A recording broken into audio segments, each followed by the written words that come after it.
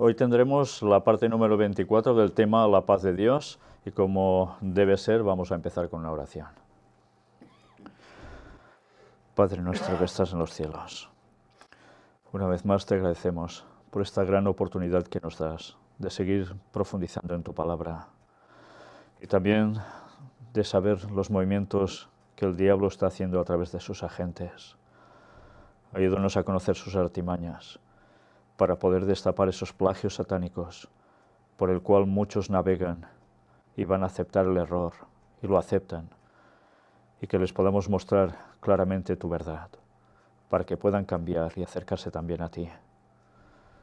Bendícenos, Señor, danos luz siempre, perdona nuestros pecados. En el nombre de Jesús te lo pedimos todo. Amén.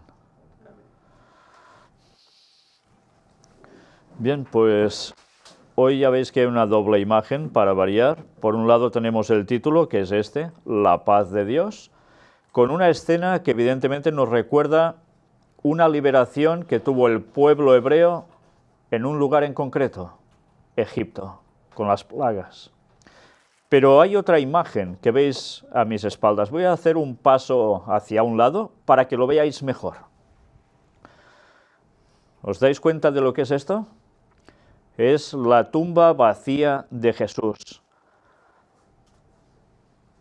la que aún existe y la que fue encontrada también, mostrada como tal, y que por desgracia no es la que enseña el catolicismo y otras iglesias cristianas. Ya sabéis que están en un santo sepulcro, dicen ellos, que ahora va a estar en obras, etcétera, etcétera. No es el lugar auténtico donde Cristo estuvo enterrado. Es este, el lugar auténtico, pero esa tumba está vacía. Esa tumba aún nos está dando un mensaje. Y hoy vamos a ver cómo tanto una imagen como otra están dando también para nosotros aún un mensaje.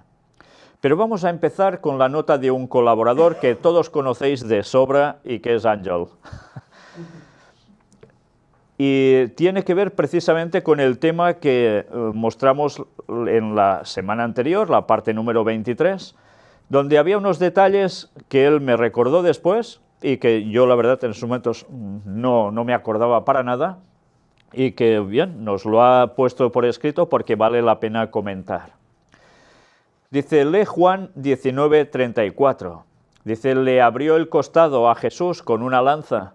Aquí costado es igual a pleura, que es igual también a costilla. Y esto también lo estuvimos tratando en ciertas conferencias, en ciertas otras temáticas, que vale la pena que veáis, porque va todo complementado. En Génesis 2:22 dice la costilla de Adán, que viene de la palabra tzela, que viene de tzalá, cojas es su significado. Luego en Miqueas 4:7 dice, haré de la coja el remanente. Mirad cómo todos son asociación de conceptos. En Hechos 3, del 1 al 11, que leíste el sábado pasado, Pedro hace el milagro a las 3 de la tarde en la puerta llamada La Hermosa y a un cojo. Según hemos visto, ese cojo representa a ese remanente, los de la costilla de Adán, de Eva, y concretamente los del costado traspasado de Jesús, el remanente, la coja. La novia hermosa que espera recibir al novio en el tercer milenio, a las 3 de la tarde. Y al final en Hechos 1:11 se reúnen con el cojo en la puerta de Salomón, que Salomón significa pacificador, o sea que está claramente vinculado con la paz de Dios. ¿Quieres añadir algo más? Como te tengo aquí, aprovecho. Pues bien, sí que cabe añadir algo más. Y recordemos que todo esto que tiene que ver con esa paz de Dios, que paz de Dios ya tenía que ver con sábado, también por otro lado esa costilla de Adán por el costado también es el sábado, con lo cual nos está vinculando que esa paz de Dios en el último tiempo, en el retorno de Cristo, tiene que ver con guardar el sábado. Realmente es impresionante como un solo texto nos daba tantos conceptos que a veces es que es casi imposible acordarse de todo ni captarlo todo, hasta que Dios va dando luz, y desde luego es extraordinario. Qué bella es la paz de Dios. Nos está remitiendo a su segunda venida, nos está remitiendo a lo que es Cristo, a lo que va a unir a su pueblo con Él, absolutamente a todo. Es maravilloso. Pues bien, dicho esto, vamos a ver ahora el repaso a las noticias de estos últimos días, esta última semana, referentes al plagio satánico de la paz de Dios. Y cómo no, vamos a recurrir a las noticias para ver en qué ha consistido. Inmigración e integración, en el coloquio de Francisco con el presidente suizo. El presidente de la Confederación Helvética, Johann Schneider-Ammann, vino a Roma con motivo del juramento de la Guardia Suiza, que se ha hecho esta semana. Pues bien, allí mirad de qué tratan. En el cuarto párrafo nos dice: hubo referencias también a la educación profesional de los jóvenes, que juega un papel eficaz en el acceso al mundo del trabajo, y se habló de los conflictos en Oriente Medio y de la situación de los países del África subsahariana, haciendo hincapié en la necesidad de impulsar los esfuerzos en curso para promover la seguridad y la paz. Bueno, giremos el orden de la frase: paz y seguridad. Es lo mismo, ¿no? Y cuando digan paz y seguridad ya sabemos qué acontecerá, vendrá el fin. Y así está siendo. ¿Y con qué lo están relacionando? Con Oriente Medio principalmente. Una vez más las profecías delante nuestro cumpliéndose. Pero como no, seguridad va relacionado con paz. Y es lo que están buscando para este mundo. Pero no la paz auténtica, ya lo sabéis. Después sigue diciendo: el Papa por su parte le entregó el medallón de bronce con un árbol de olivo, símbolo de la paz. La encíclica Laudato Si y las exhortaciones apostólicas Evangelii Gaudium y Amoris Laetitia. Como siempre, en sus regalitos le está dando las órdenes a seguir. Pero eso sí, el árbol del olivo, símbolo de la paz. ¿Y también de quién? Del pueblo judío. Y todo esto para Suiza. Y sabéis que Suiza es conocida como los gnomos de Zúrich, que tiene que ver precisamente con masonería de arriba abajo y plenamente vinculada al Vaticano. Pues bien, así van trabajando la paz y el tema de judaísmo por detrás, que tan vinculado está a las élites de la masonería. La paz mundial no se establece por sí misma, y esto no lo dice el Papa, lo dice alguien que también se allega mucho a él, y es Putin, donde felicita a los rusos en el Día de la Victoria. El presidente ruso también ha hablado sobre el nuevo sistema de seguridad en su discurso dedicado al 71º aniversario de la derrota del nazismo. Ha sido un momento especial para Rusia. Y mirad de qué habla: la paz mundial no se establece por sí misma. Vladimir Putin ha dedicado parte de su intervención a las estrategias que hay que seguir para alcanzar la paz. Las lecciones de la historia nos dicen que la paz mundial no se establece por sí misma. Tenemos que estar vigilantes, que los dobles raseros son inaceptables, que la miope complacencia hacia aquellos que están meditando nuevos planes criminales es inaceptable, ha recalcado el mandatario. Con lo cual está marcando unas pautas. No puede ser que haya un bloque que dictamine todo lo que hay que hacer. Debe haber también otro contrapunto a esto. Y evidentemente ya nos imaginamos a quién hace referencia, ¿no? Sigue diciendo: el presidente ruso también se ha referido a la amenaza para la paz mundial que supone el terrorismo. Para variar, ya veis cómo todo se centra en lo mismo siempre. Hoy la civilización se enfrenta una vez más con la crueldad y la violencia. El terrorismo se ha convertido en una amenaza mundial. Debemos derrotar este mal y Rusia está abierta a unir fuerzas con otros estados. Está dispuesta a trabajar en la creación de un sistema moderno de seguridad internacional no basado en bloques. O sea, no por un lado la OTAN y por el otro lo que era el antiguo Pacto de Varsovia, sino sencillamente todos juntos, trabajando para lo mismo, que nadie tenga una supremacía ante eso. Y todo para conseguir la paz, el nuevo orden mundial. El cardenal Parolin asegura que diplomacia y política deben estar llenas de misericordia. El secretario de Estado Vaticano se encuentra en Lituania como enviado pontificio al Congreso Nacional de la Misericordia.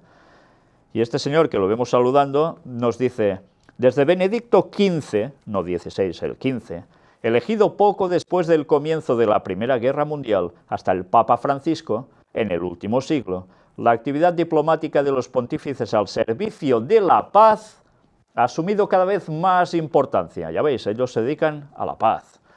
El discurso del cardenal ha estado centrado en el tema de la diplomacia de la Santa Sede al servicio de la paz. Y después de recalcarnos esto, nos dice: asimismo ha recordado que la Santa Sede ha estado implicada en las organizaciones internacionales desde el principio y ha sido activa para promover una paz duradera con el respeto de los derechos humanos, incluido el derecho a la vida, el derecho a la libertad de conciencia y religión, la ley humanitaria, la protección del ambiente, el desarme, cuidados adecuados para migrantes y refugiados, el desarrollo integral humano, etc. ¿Qué es esto? Laudato Si. Asegurando que la contribución de la Santa Sede es moral y espiritual, el cardenal ha subrayado que promover la paz no es algo extrínseco a la misión de la Iglesia, es una parte esencial de su tarea, de proseguir la misión de Cristo. Por eso ha precisado que para el Papa Francisco, toda auténtica práctica religiosa no puede descuidar la promoción de la paz. De hecho, tal y como ha indicado, el Papa Francisco sugiere a la política y a la diplomacia la importancia de trabajar más que para los resultados inmediatos, para los procesos largos que construyen. Ya veis, se están vinculando de lleno para la paz mundial. Pero por si fuera poco, ya dice que desde un inicio están puestos en organizaciones internacionales que buscan esto. ¿De qué está hablando? ¿De qué hace referencia? ¿Qué organización básicamente está para esto? La ONU. Con lo cual, una vez más, ya está todo dicho. ¿Quién fue el promotor de la ONU en verdad? ¿Se añadieron ellos o lo promocionaron y después se añadieron públicamente a ello y utilizaron las sociedades secretas? Bien, ya lo hemos hablado muchas veces en conferencias esto, ¿no? Pero qué bien lo están trabajando, ¿eh? Son los líderes de la paz. Francisco pide a la comunidad mundial que responda a la violencia en Irak y Siria. Pero aquí se juntó con alguien. En ocasión de la Jornada de la Amistad Copto-Católica, Francisco escribe al patriarca Tabadros II, manifiesta su deseo de proceder hacia el camino de la reconciliación y dirige su mirada a los que sufren en Oriente Medio. Esto tiene que ver con ecumenismo, ya trataremos de ello en profundidad en las noticias de actualidad en relación con la profecía. Pero mirad qué destacamos. Pueda Dios nuestro Padre dar paz y consuelo a todos los que sufren. ¿Dónde? En Oriente Medio, y en particular en Irak y Siria, e inspirar a la comunidad internacional para responder con sabiduría y justicia a tal violencia sin precedentes. ¿Os dais cuenta? Lo mismo que antes, están vinculando algo internacional, una comunidad internacional, instaurar una paz, y ellos promoviéndolo. Y mirad cómo concluye esto abajo. Por ello el Papa reza para que Dios conceda paz y consuelo a todos aquellos que sufren, e inspire a la comunidad internacional para responder con sabiduría y justicia a tal violencia sin precedentes. De nuevo, lo mismo. Pero aún ha habido más. El encuentro de Francisco con el jefe de los Bektashi, de hermano a hermano. Diréis, ¿y quiénes son? Se trata de una confraternidad musulmana defensora de la paz, de derivación sufí difundida sobre todo en Albania. No son los bajáis. Funcionan algo parecidos, pero no son los bajáis, estos son otros. Y mirad, una vez más, ¿qué vemos aquí? Han sido varias las ocasiones en las que han participado en eventos promovidos por la Santa Sede. Interesante, ¿eh? Como algunas jornadas de oración por la paz en Asís y la beatificación de la Madre Teresa en 2003. ¿Por qué han participado en esto? Bueno, la segunda parte es muy claro. ¿De dónde era la famosa Madre Teresa de Calcuta? Nacida en Albania. Pero mirad qué más nos dice de aquí. Nos vuelve a hablar de que, asimismo, el pontífice ha hecho mención al encuentro que tuvo con todas las comunidades religiosas en Albania, donde ha visto una firme voluntad del encuentro, del diálogo fraterno, sincero, franco, para transmitir a todos los creyentes el camino del amor, del encuentro y de la paz que el Señor nos ha dejado, porque no hay alternativas al camino de la paz y del encuentro. O sea, ¿de qué? Del ecumenismo. A propósito de la comunidad Bektashi, su responsable máximo subraya que es un corriente del misticismo islámico que transmite la paz, la fraternidad y la fe en el Señor. Es un puente de unión, añade, entre Occidente y Oriente. De ahí que les interese al Vaticano para el ecumenismo. evidentemente para Islam y para cristianismo, puente de conexión. Y además cuestión mística, ¿eh? Es curioso, con cuestión de misticismo y el Vaticano también a favor. Pero mirad ahora qué más nos va diciendo. De este modo señala que el camino que ha recorrido y recorre el bektashismo es el de la paz y la fraternidad, como único camino que conduce al Señor, que hace encontrar a los hombres como hermanos delante de Dios. Frases bonitas, ¿verdad? Pero atención a lo que ahora vais a leer aquí. Para concluir, aprovechan la ocasión para asegurar que apoyan y siguen al Santo Padre, el Papa Francisco, una guía que lleva la bandera de la paz, de la convivencia pacífica entre las religiones, entre los pueblos y las naciones. Y se reconocen orgullosos de tener también a Madre Teresa como un ejemplo concreto de cómo se puede encarnar y vivir el amor de Dios en los gestos concretos hacia el prójimo. Por tanto, apoyan y siguen ¿a quién? Al Papa de Roma, al Papa Francisco en este caso, y lo consideran una guía que lleva la bandera de la paz. ¿Nos decía la profecía que eso sucedería o no? Que todos rendirían pleitesía al papado. Y así está siendo. No va a importar la religión. Todos van a aceptar ese gran papel moral mundial del Papa, porque es el abanderado de la paz. Y no es la paz de Dios, precisamente, ¿eh? Pero aún hay alguna noticia más, ya veis, programa del viaje del Papa a Armenia. Y cuidado, porque esto también lo vamos a comentar en las noticias de actualidad, porque este viajecito se las va a traer. En un viaje de 3 días, del 24 al 26 de junio, Francisco visitará Yerevan y Gyumri. Previstos encuentros ecuménicos, un homenaje a las víctimas del genocidio y la firma de una declaración conjunta. ¿Os dais cuenta por dónde van los tiros? Genocidio armenio. ¿Quién lo provocó? Según la historia dice que fue Turquía, ¿no? ¿Y por qué ahora el Papa va a reconocer esto allí, públicamente? ¿Qué va a pasar con Turquía? ¿Os dais cuenta? Algo se está cociendo entre bambalinas sobre Turquía. Y recordemos los comentarios de Urias Smith al respecto. Además, ecumenismo, como no, y una declaración conjunta. Evidentemente, ¿qué dicen? Finalmente regresará a Yerevan para celebrar el encuentro ecuménico y la oración por la paz en la Plaza de la República, donde pronunciará un discurso. Evidentemente, la paz. ¿La paz? Pero si lo que está diciendo es para provocar precisamente una reacción de Turquía.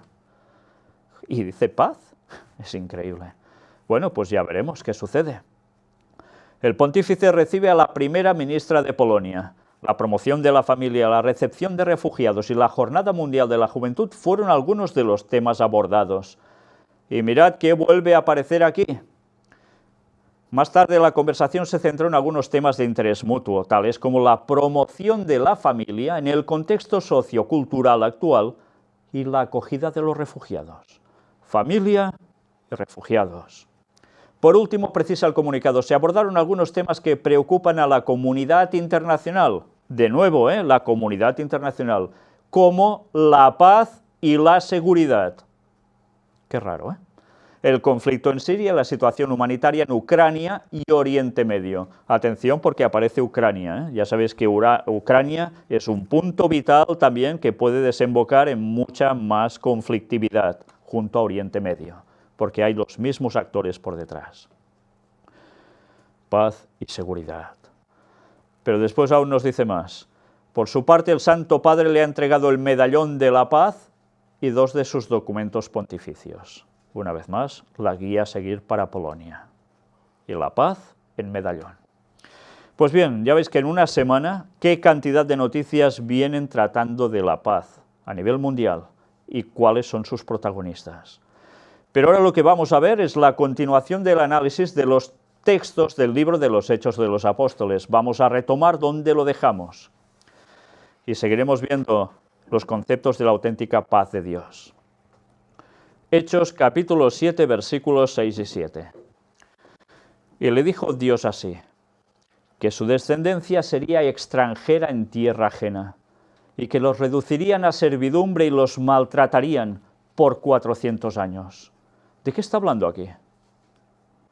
Está hablando de una situación que tenía que ver hace muchos años para el pueblo hebreo. ¿Estaban dónde? En Egipto. Y estaban siendo reducidos a servidumbre, maltratados, 400 años. Y habla de una descendencia. Pues mirad ahora cómo continúa.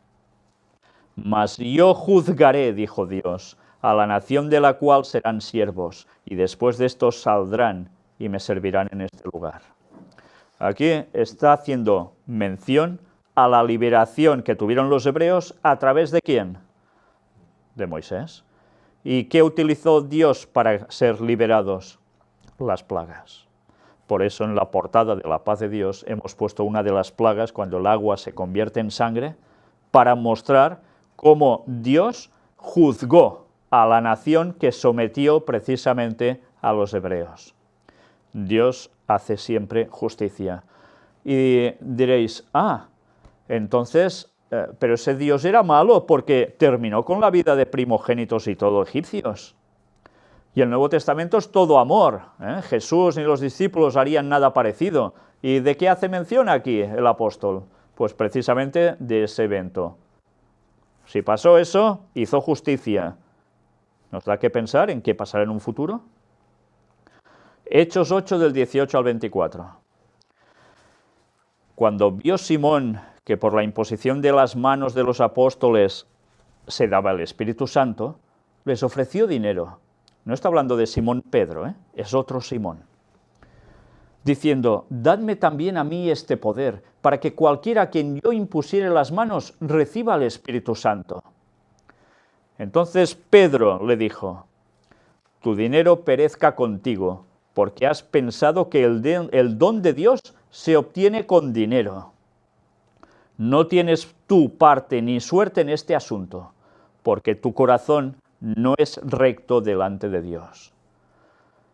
O sea, él creía, mira, con dinero voy a comprar este don y voy a hacer como el Reiki, a través del Espíritu Santo, sanaciones imponiendo manos. ¿Os dais cuenta? El Reiki no es nada más que un plagio satánico de cómo actúa el Espíritu Santo a través de un siervo suyo hacia otro, hacia otra persona. Y lo querían obtener esto con dinero, es curioso. ¿Haciendo cursos también? ¿Sería ahora? Esto no se paga con dinero. Esto es un don de Dios y es algo muy distinto. ¿Y qué le dice más? Arrepiéntete, pues de esta tu maldad, y ruega a Dios, si quizás te sea perdonado el pensamiento de tu corazón. Porque en hiel de amargura y en prisión de maldad veo que estás. Le está describiendo cómo está él por dentro, En prisión de maldad y hiel de amargura. ¿Este hombre era feliz? ¿Este hombre tenía paz? ¿La paz de Dios? No, para nada. Y le está diciendo, arrepiéntete. Porque si no se arrepiente, ¿qué le iba a pasar? ¿Que iba a ser salvo? Todo lo contrario, ¿no? Respondiendo entonces Simón dijo, rogad vosotros por mí al Señor, para que nada de esto que habéis dicho venga sobre mí. Ya se había muerto, Se había muerto y perdido eternamente. Bueno, esa fue su reacción. Con lo cual, una vez más, nos damos cuenta que Pedro aquí le dejó las cosas claras. O haces lo que toca o te vas a perder. Esta es la paz de Dios auténtica. Si la quieres, bien. Si no, te quedas sin la paz. Y si te quedas sin la paz, te quedas sin la salvación. Hechos 10, del 34 al 43. Entonces Pedro, abriendo la boca, dijo, en verdad comprendo que Dios no hace acepción de personas, sino que en toda nación se agrada del que le teme y hace justicia. Dios envió mensaje a los hijos de Israel, anunciando el evangelio de la paz por medio de Jesucristo. Este es Señor de todos. Vosotros sabéis lo que se divulgó por toda Judea, comenzando desde Galilea, después del bautismo que predicó Juan, cómo Dios ungió con el Espíritu Santo y con poder a Jesús de Nazaret, y cómo éste anduvo haciendo bienes y sanando a todos los oprimidos por el diablo, porque Dios estaba con él. Oprimidos por el diablo.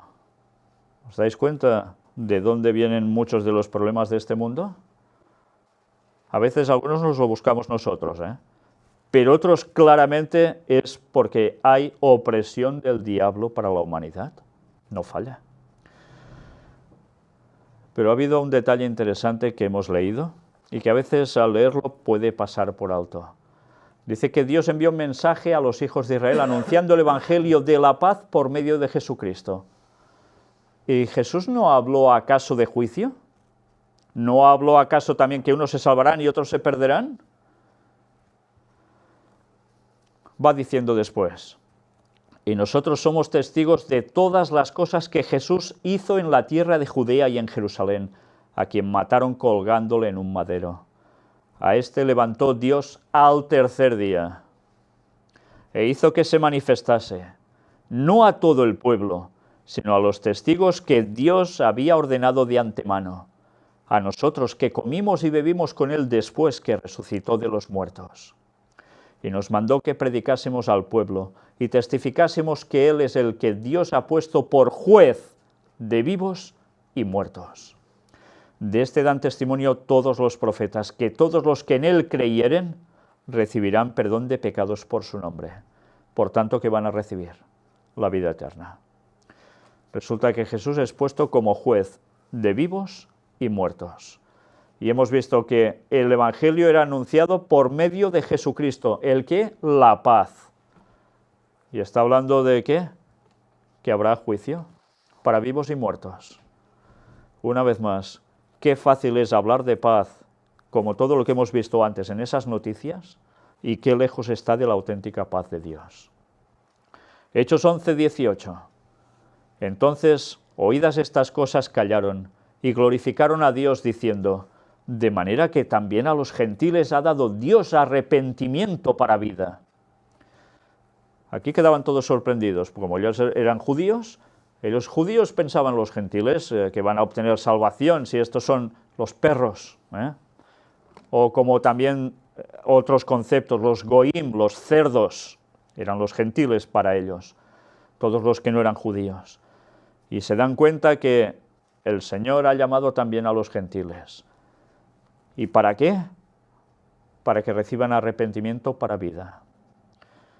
Por tanto, si hay arrepentimiento es para vida, porque de lo contrario, o no hay arrepentimiento y no hay vida eterna, o hay un falso arrepentimiento y tampoco se consigue la vida eterna.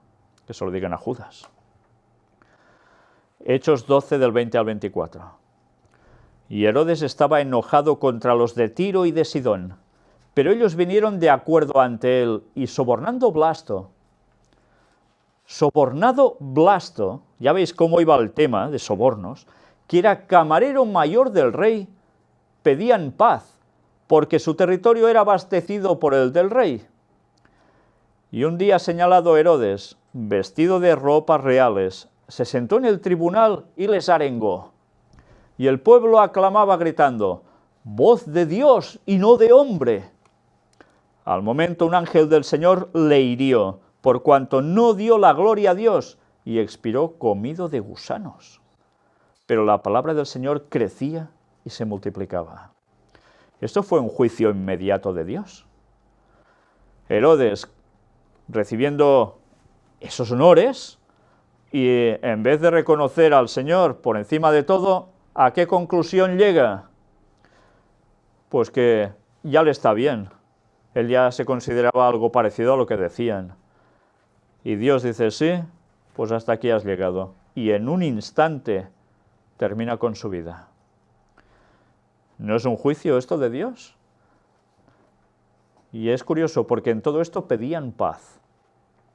Y en eso que piden paz, y uno resulta muerto. Precisamente el rey. Qué curioso. ¿Qué diferencia? La paz de Dios con la paz de los hombres. Hechos 13 del 6 al 12. Y habiendo atravesado toda la isla hasta Pafos, hallaron a cierto mago, falso profeta, judío, llamado Bar Jesús. Ya veis qué factores contaba este personaje. Era mago, con lo cual mago, ¿qué quiere decir? ¿Que era mago bueno o era mago tipo Disney? Que hay de buenos y de malos, según dicen también. Evidentemente, lo mágico no tiene que ver con Dios. Además era falso profeta. Encima eso. Era judío, con lo cual ya pintaba que no iba a pertenecer mucho a querer ser seguidor de Jesús. Pero además, mira qué nombre tenía, Bar Jesús. Curioso, habría que buscar el nombre de Bar Jesús, ¿qué quiere decir? Que estaba con el procónsul Sergio Paulo, varón prudente. ¿Os dais cuenta? Estaba al lado de alguien que era un varón prudente, era un procónsul, era alguien de poder en la región, y al lado tenía a este individuo. Yo no sé si esto os hace pensar en algunos reyes y presidentes de naciones que tienen a su lado gente que es precisamente del lado oscuro, y les consultan cosas, y reciben mensajes de ellos, y luego dirigen al mundo dependiendo de ese mensaje. Aunque este dice que era un varón prudente a pesar de todo esto, y allí estaba este hombre. Pero les resistía a Elimas, el mago, pues así se traduce su nombre. O sea, Bar Jesús se traduce como Elimas. Sí, tienes un micro y puedes decirnos el nombre de Bar Jesús. El Hijo de Jesús. El Hijo de Jesús. Impresionante, ¿eh? El Hijo de Jesús, sí. O sea, ya es prácticamente como, hasta en su nombre, una imitación o como viniendo del mismo Jesús. O Josué, sí, viene a ser el mismo significado, ¿no? Por tanto, lo tenía todo para hacerse pasar por alguien que evidentemente no era para nada. Falso profeta de arriba abajo en todos los sentidos. Falso Cristo sería también, ¿no? Pues mirad ahora. Pero le resistía Elimas el mago, pues así se traduce su nombre, procurando apartar de la fe al procónsul. O sea, el procónsul estaba recibiendo la fe, el mensaje, y este estaba allí para desviarle esto. No, nada. Y mirad cómo continúa.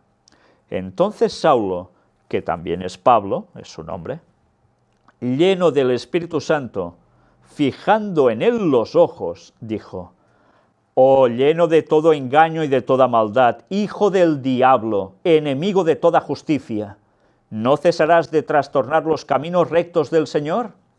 ¿Qué le está diciendo? Oh, que eres guapo, que eres bello, qué bueno eres, yo te voy a amar y te voy a dar la vida eterna al lado de Dios. ¿Le está diciendo esto? Le está diciendo las cosas claras, le está cantando la caña, como se dice aquí. Los puntos sobre las is. Cuando una cosa no es y se va contra la obra de Dios, cuidado, porque sale la ira divina, y la ira divina no es la ira del ser humano. Los puntos sobre las is tal cual deben ser. Y así habló Pablo, y así hizo. Ahora pues, he aquí la mano del Señor está contra ti, y serás ciego y no verás el sol por algún tiempo. E inmediatamente cayeron sobre él oscuridad y tinieblas, y andando alrededor buscaba a quien le condujese de la mano.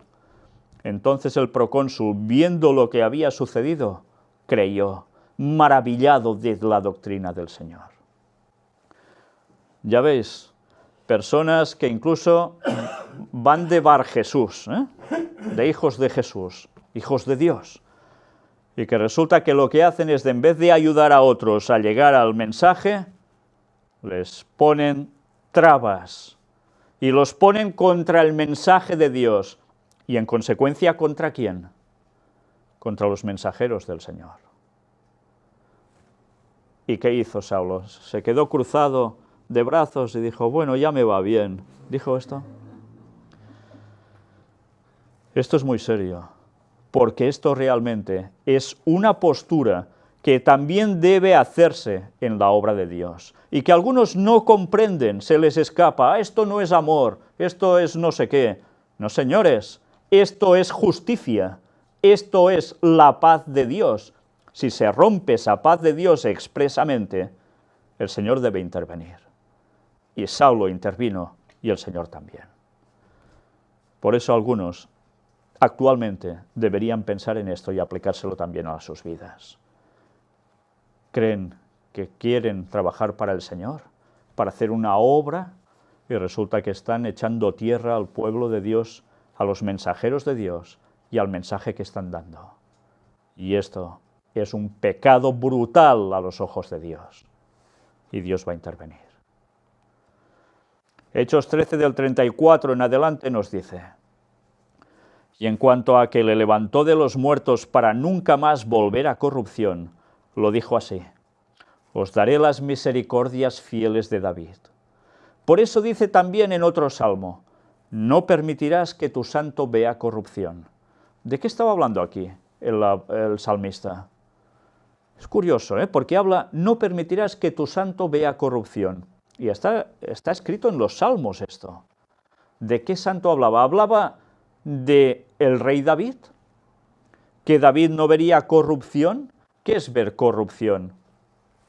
Puede ser pudrirse, una vez muerto. ¿Estaba hablando del mismo aquí el rey David? ¿O esto se le indicaba a él? Vamos a ver cómo continúa. Porque a la verdad David, habiendo servido a su propia generación según la voluntad de Dios, durmió y fue reunido con sus padres y vio corrupción. Durmió, murió y vio corrupción. ¿Qué quiere decir? Se pudrió. Corrupto. El cuerpo, ¿qué le sucede cuando uno muere al cabo de poco tiempo? Pues queda así, corrupto, se va degradando. Sabed pues esto, varones hermanos, que por medio de él se os anuncia perdón de pecados. ¿De qué está hablando? Mirad el versículo anterior.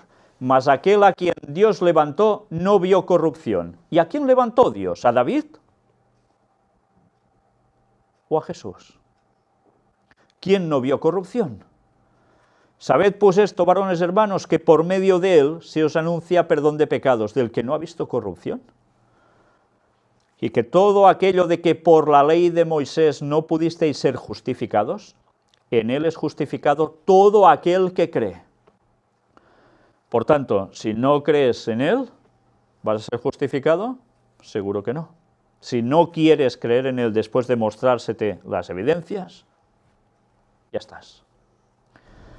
Mirad pues que no venga sobre vosotros lo que está dicho en los profetas.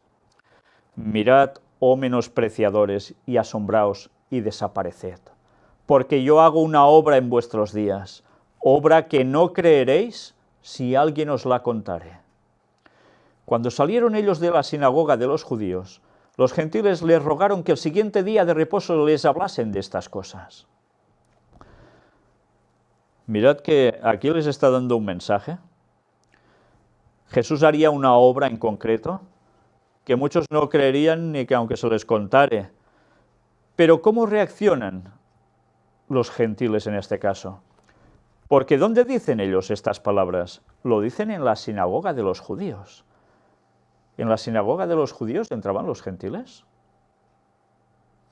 Complicado lo tenían, Y en los gentiles se hacen eco de esas palabras y dicen que les ruegan que el siguiente sábado les hablase de esas cosas, ese día de reposo. O sea, los gentiles ya los llaman para hablar en sábado. Interesante, Lo podrían haber hecho en cualquier otra ocasión, y en cambio buscan el sábado para hablar más estrictamente de la palabra de Dios. Y despedida la congregación, muchos de los judíos y de los prosélitos piadosos siguieron a Pablo y a Bernabé. Hubo que reaccionaron, quienes hablándoles les persuadían a que perseverasen en la gracia de Dios. El siguiente día de reposo, el siguiente sábado, se juntó casi toda la ciudad para oír la palabra de Dios. Interesante, No, son escenas que a veces no terminamos de captar o no nos imaginamos, pero una ciudad de la época, juntarse prácticamente todos para oír la palabra de Dios, ¿por qué? Porque se ha dado un mensaje concreto y algunos han reaccionado y ¿qué han hecho? Divulgarlo enseguida a los demás, cuando han visto que algo interesante realmente era eso. Pero viendo los judíos la muchedumbre, ya la vamos a liar una vez más, se llenaron de celos y rebatían lo que Pablo decía, contradiciendo y blasfemando. O sea, estos judíos eran, ¿quiénes? Los que habían rechazado a Jesús. Entonces Pablo y Bernabé, hablando con denuedo, dijeron: a vosotros la verdad era necesario que se os hablase primero la palabra de Dios. O sea, la palabra, ¿a quién se la entregaban primero? a los judíos. Mas puesto que la desecháis y no os juzgáis dignos de la vida eterna, he aquí nos volvemos a los gentiles.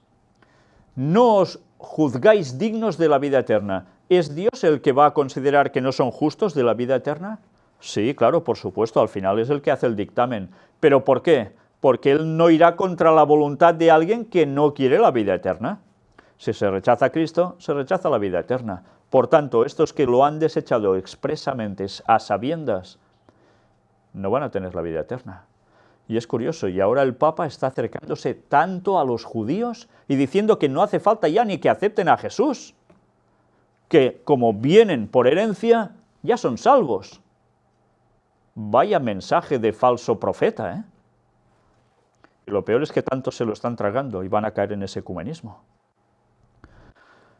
¿Y después qué va sucediendo más? Nos volvemos a los gentiles. Primero los judíos lo rechazan, algunos aceptan, gracias a Dios, pero ¿qué hay que hacer? El mensaje al resto. ¿Y ahora qué tiene que pasar? ¿No se tiene que dar el mensaje primero a los adventistas y después al resto? Y si los adventistas, muchos rechazan el mensaje, ¿a quién debe ser dado el mensaje final? Al resto del mundo, por supuesto. Porque así nos ha mandado el Señor diciendo, te he puesto para luz de los gentiles, a fin de que seas para salvación hasta lo último de la tierra. ¿A quién le dijo esto? ¿No eran a los apóstoles del Señor? Y también especialmente a uno llamado Saulo, Pablo. Los gentiles oyendo esto se regocijaban y glorificaban la palabra del Señor, y creyeron todos los que estaban ordenados para vida eterna. Creen los ordenados para vida eterna. Interesante, ¿eh? Y la palabra del Señor se difundía por toda aquella provincia. Pero los judíos instigaron a mujeres piadosas y distinguidas y a los principales de la ciudad y levantaron persecución contra Pablo y Bernabé y los expulsaron de sus límites. Como siempre, la influencia de ellos por detrás, ¿yendo a quién? ¿A gente llana del pueblo? No, a los que sabían que podían intervenir a nivel de arriba para instaurar algo que hiciese que ellos se tuviesen que ir de ese lugar. Buscaron a la gente de bien, a la gente con autoridad, con influencias. Y la palabra del Señor se difundía por toda aquella provincia. Se iba dando igualmente. Pero los judíos instigaron a esas mujeres piadosas. ¿Quiénes eran estas mujeres piadosas y distinguidas? Pues eran mujeres que a veces pensamos, es que esa sociedad era toda muy machista y demás, pero cuidado, que había mujeres con gran influencia. Y además piadosas. ¿Qué quiere decir pía? Que hacían obras de caridad, de misericordia, que ayudaban. Gente distinguida. Y a estos también fueron, o a estas también fueron, para instigarlas contra Pablo y contra Bernabé, y los expulsaron de sus límites. Ellos entonces, sacudiendo contra ellos el polvo de sus pies, llegaron a Iconio, y los discípulos estaban llenos de gozo y del Espíritu Santo. ¿Y vosotros estaríais llenos de gozo y del Espíritu Santo si os echan de un lugar? Porque ha habido gente que ha ido por detrás buscando influencia de gente poderosa, entre comillas, para que lancen contra vosotros de todo y os echen. Ellos sí, estaban llenos de gozo y del Espíritu Santo. ¿Por qué? Porque vieron que algunos reaccionaron y creyeron. Pero a su vez, porque como hemos visto en otros textos, se alegraban de padecer por causa del nombre de Cristo. A ellos les importaba un bledo si los azotaban o si les hacían cualquier cosa. Ellos seguían dando el mensaje y cuando veían conversiones se alegraban. Y eso no lo superaba ni todo lo que les quisiesen hacer o hicieran. Hechos 16, 30 y 31. Y sacándolos les dijo, señores, ¿qué debo hacer para ser salvo? ¿Recordáis esta escena del carcelero? Pasa un milagro, ya se ve muerto el carcelero y resulta que ellos están aún ahí. ¿Y qué debo hacer para ser salvo? Ellos dijeron, cree en el Señor Jesucristo y serás salvo tú y tu casa. Y algunos dicen, mira, si uno de la casa ya cree, ya todos van a ser salvos. Cuidado. Aquí el apóstol sabía que creer él como cabeza de familia, el resto iba a hacerle caso. Porque todos querían la verdad. Y ese hombre evidentemente había guiado bien su casa. Era noble. Esto no quiere decir que, mira, porque uno ya cree en la familia, todos se van a salvar, ¿no? Cada uno tiene que hacer su decisión. Nadie va a salvar a otro, nadie. Pero sí que es cierto que la influencia que uno puede tener con los suyos puede generar que el resto sigan en la verdad. Y eso es lo que debemos procurar, que el padre ayude al hijo, que ayude a la esposa, que se ayuden entre ellos para buscar a Dios y todos quieran abrazar la verdad para ser salvos. Si esto fuera siempre así, ¿por qué hay hogares en los cuales uno cree y el resto no quieren saber nada, o algunos sí y otros no? Hemos de poner las cosas en su contexto, hemos de saber las situaciones, porque de lo contrario podemos pensar como algunos quieren extraer de este texto lo que realmente no dice. Hechos 17, 30 y 31. Pero Dios, habiendo pasado por alto los tiempos de esta ignorancia, ahora manda a todos los hombres en todo lugar que se arrepientan. Por cuanto ha establecido un día en el cual juzgará al mundo con justicia, por aquel varón a quien designó, dando fe a todos con haberle levantado de los muertos. Son dos versículos con un gran significado. Dios primero pasa por alto los tiempos de la ignorancia, de esta ignorancia, del mensaje, y manda a todos los hombres en todo lugar que se arrepientan. O sea, Dios no tiene en cuenta tu vida anterior, que no sabías esto. Y quizás has sido un bárbaro toda tu vida, o quizás has hecho cosas que no tocaban. Pero Dios dice, mira, todo lo anterior de tu etapa, para mí como si nada. Me lo salto. ¿Eras ignorante en esto? Pues me lo salto. A partir de ahora, arrepiéntete. Y si te arrepientes, ¿qué tienes que hacer? ¿Seguir con lo mismo? Si sabes que estás haciendo algo que no es correcto, ¿seguirás con eso? Pues va siendo hora de decir, vale, ahora me arrepiento. Y el arrepiento quiere decir cambio. Si no hay cambio, no hay arrepentimiento. Y además les dice, por cuanto ha establecido un día, o sea, hay un día que está establecido tal cual, no es, será más adelante o más atrás o más para allá, en el cual juzgará al mundo con justicia. Por tanto, hay un día del juicio. ¿Y quién es el que es designado, ese varón, para hacer ese juicio? Pues a quien levantó de los muertos, a Jesús. Él es el varón que va a juzgar. A veces pensamos, Dios Padre es el que va a juzgar y tal. No, no, es el mismo Jesús el que va a juzgar. ¿Lo has seguido? ¿Has querido hacer su voluntad o no? Pues muy fácil. Tú mismo coges la vida eterna o tú mismo la desechas. Él va a hacer el veredicto de un modo claro, evidentemente. Hechos 24, del 14 al 16. Pero esto te confieso, que según el camino que ellos llaman herejía, así sirvo al Dios de mis padres, creyendo todas las cosas que en la ley y en los profetas están escritas. ¿Qué es esto del camino? ¿Sabéis que al Opus Dei les llaman el camino, no? Pues evidentemente no era este el camino que hace mención aquí. El camino era como llamaban también a los cristianos, que seguían el camino. ¿El camino quién era? Yo soy el camino, la verdad y la vida, ¿no? ¿Y quién era el camino? Jesús. Los seguidores del camino eran los seguidores de Jesús.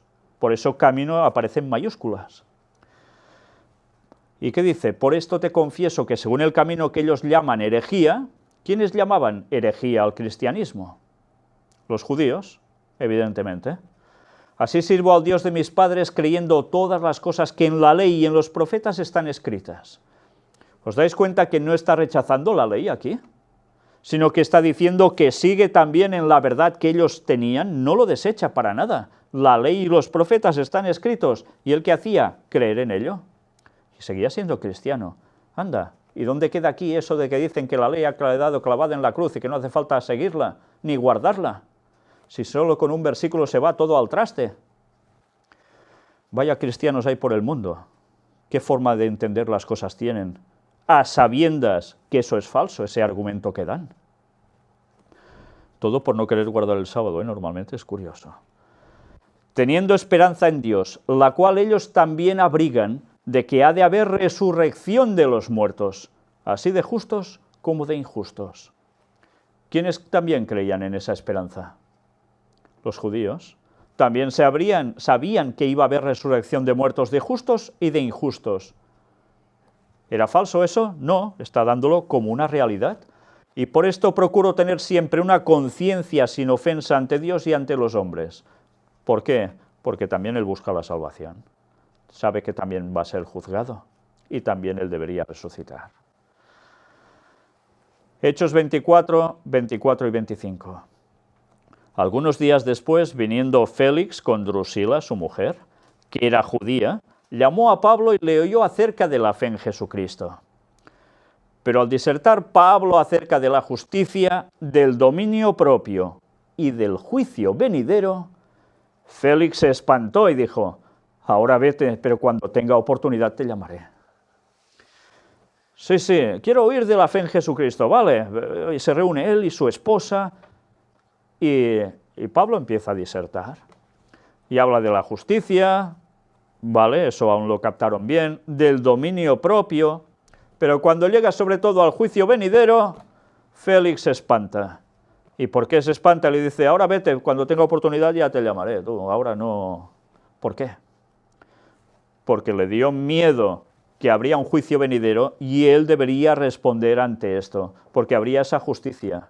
Y si no ha habido un dominio propio de sí mismo, evidentemente ya se veía muerto, se veía sin vida eterna. Y es curioso, ¿cuántas veces sucede que las personas, en vez de aceptar su condición y decir: es verdad, estoy podrido, de cambiar? No, lo que hacen es decir: vale, sí, déjame ahora, déjame. ¿Por qué? Porque no hay sinceridad en la persona. No quieren cambiar, ya les va bien seguir así. Lo que buscan, ¿qué es? Ir haciendo años. Pero ¿qué hacen a su vez? No quererse confrontar con la realidad que tarde o temprano su vida aquí va a acabar. ¿Y después qué? ¿Por qué la gente busca tanto el divertirse, tanto el tener emociones continuas? Porque no quieren pensar en el momento crudo de la muerte, en el cual todos, tarde o temprano en esta vida, nos enfrentamos, de ver a alguien que hemos querido mucho y que fallece. Y luego piensas: ostras, ¿y ahora qué?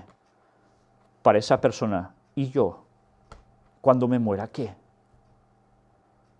Y ¿sabéis qué sucede? Es cuando la gente empieza a decir: es que no somos nadie. Esa frase es la típica de todos los entierros: no somos nadie. Pero al cabo de unos días, resulta que ya somos alguien. Y ya ese pensamiento ha pasado a la historia y volvemos a hacer la vida de siempre. ¿Por qué tanta distracción? Para no pensar en la realidad de la vida, que es la muerte. Pero sobre todo en la realidad de la vida, que puede ser la muerte eterna o la vida eterna. Hechos 26 del 14 al 20.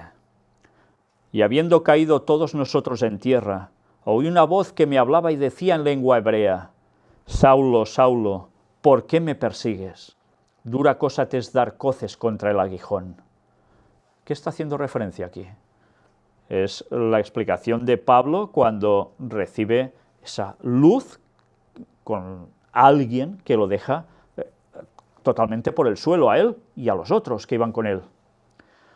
Dura cosa te es dar coces contra el aguijón. Yo entonces dije: ¿quién eres, Señor? Y el Señor dijo: yo soy Jesús a quien tú persigues. Él ya sabía que esa manifestación era del Señor a quien él iba en contra. Sobre todo yendo contra sus discípulos, los seguidores. Pero ¿veis la respuesta de Jesús cuando se le aparece? Yo soy Jesús. En 3 palabras le está diciendo: yo soy, el yo soy, porque se lo dice en hebreo. ¿Os habéis dado cuenta? Se lo está diciendo en hebreo. ¿Por qué? Porque está relacionando el yo soy del Antiguo Testamento, eso que a tanta gente disgusta, con que es Jesús. Más claro ya no puede ser. El Yahvé, el Jehová del Antiguo Testamento, era el mismo Jesús. Y aquí se lo deja claro en 3 palabras al mismo Pablo.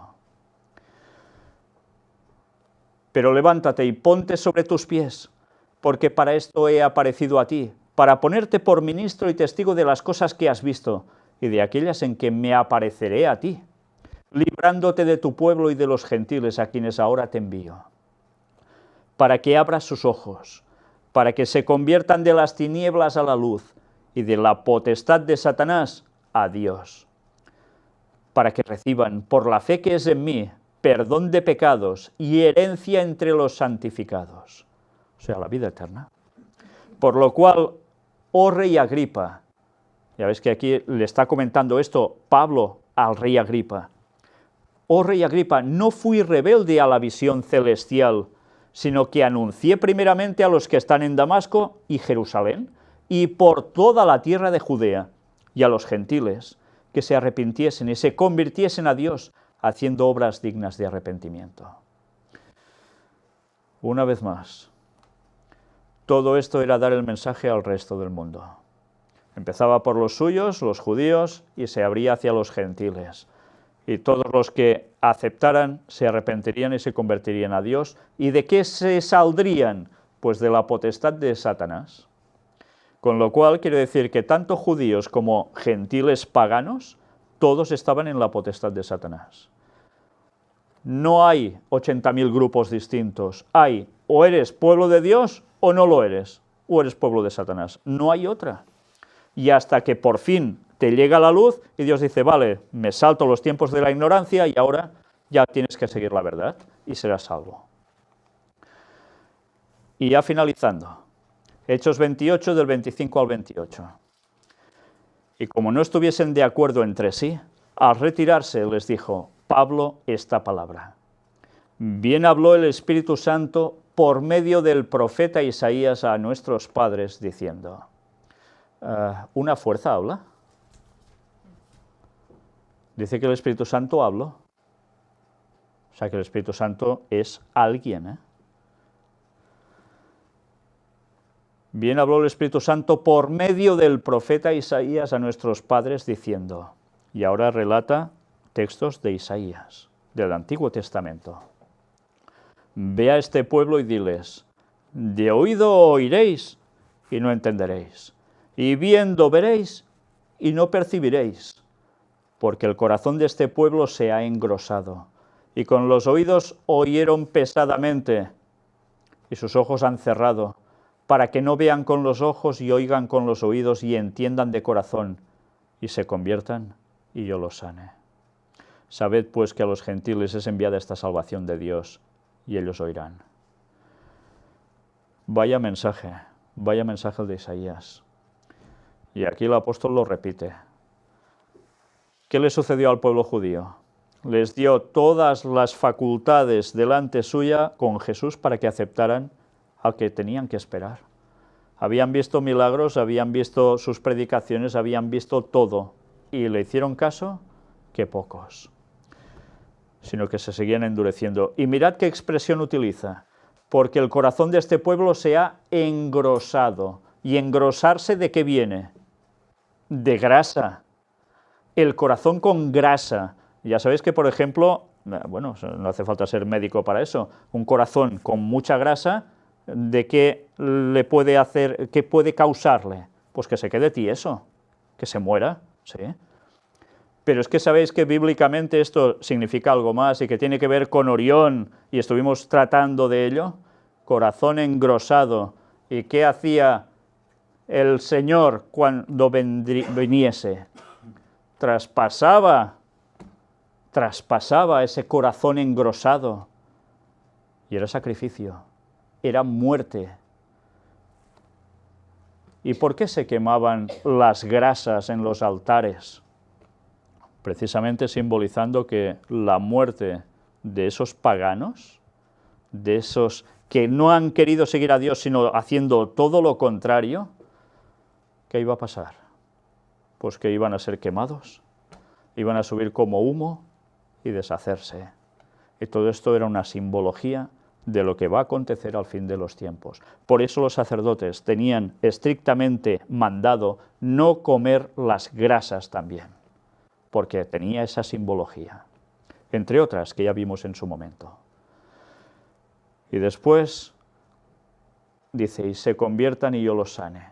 No quieren la salvación. Una vez más, convertirse, sanarse, va asociado la sanidad con la salvación. Sabed pues que a los gentiles es enviada esta salvación de Dios, y ellos oirán. Y así ha sido. El mensaje ha llegado prácticamente a la mayor parte de los gentiles de este mundo, aún no totalmente, mientras los judíos mayoritariamente han rechazado a Cristo. Y ahora el ciclo está a punto de cerrarse, porque ese mensaje volverá hacia los judíos. Y ellos deberán hacer una decisión otra vez.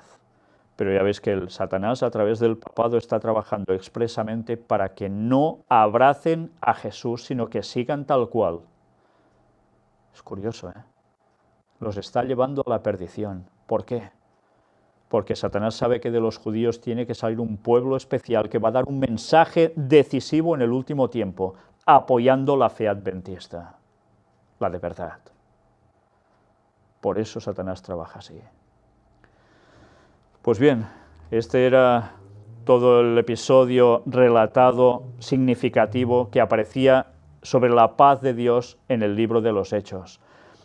Ahora nos llega ya el turno para el libro de Romanos y una vez más vamos a ver, cómo no, esa paz de Dios, que a través de todo el Nuevo Testamento nos está haciendo esa forma clara y concisa en nuestras mentes.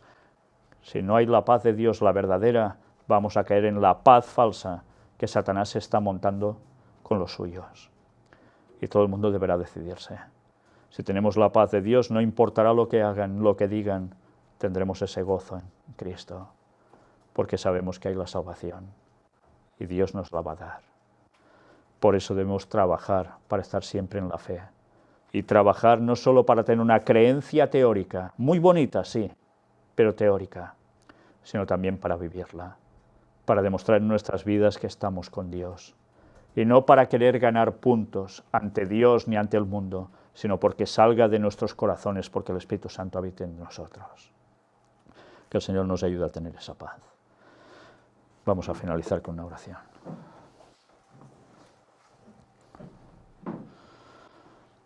Padre nuestro, una vez más, Señor, te damos inmensas gracias por todo lo que has dejado plasmado en las Escrituras. Gracias por haber utilizado a los profetas y a los apóstoles. Gracias porque sin esos escritos iríamos totalmente perdidos. Y Señor, sabiendo que algún día quizás ya no podremos contar con la palabra escrita, ayúdanos a seguir empapándonos de ella para que la memoricemos, para que esté viva dentro nuestro y la sepamos compartir también a los demás. Ayúdanos siempre a vincularnos contigo en todo, a buscarte en oración, a vivir como tú quieres y a dar el mensaje que este mundo tanto necesita, tanto dentro de la Iglesia Adventista como en el resto del mundo, tanto a judíos como gentiles. Y ayúdanos a nosotros a no fallarte, Señor. Todos recibimos ataques de Satanás, de un modo u otro, y tú sabes que él quiere derrumbar la obra de Dios en esta tierra, la obra tuya, Señor. Y nosotros queremos participar de ella hasta el final. Y queremos ayudar a poder ser la comunicación que muchos necesitan para recibir este mensaje. Utilízanos tanto como puedas. Y aunque seamos débiles e imperfectos, seamos pocos, seamos los que den ese mensaje, cueste lo que cueste. Y sintamos ese gozo, esa paz, esa alegría de estar contigo y que tú habites dentro nuestro. Ayuda, Señor, a que mucha más gente vaya reaccionando y que por nada ni por nadie nos callemos. En el nombre de Jesús te lo pedimos todo, por su preciosa sangre.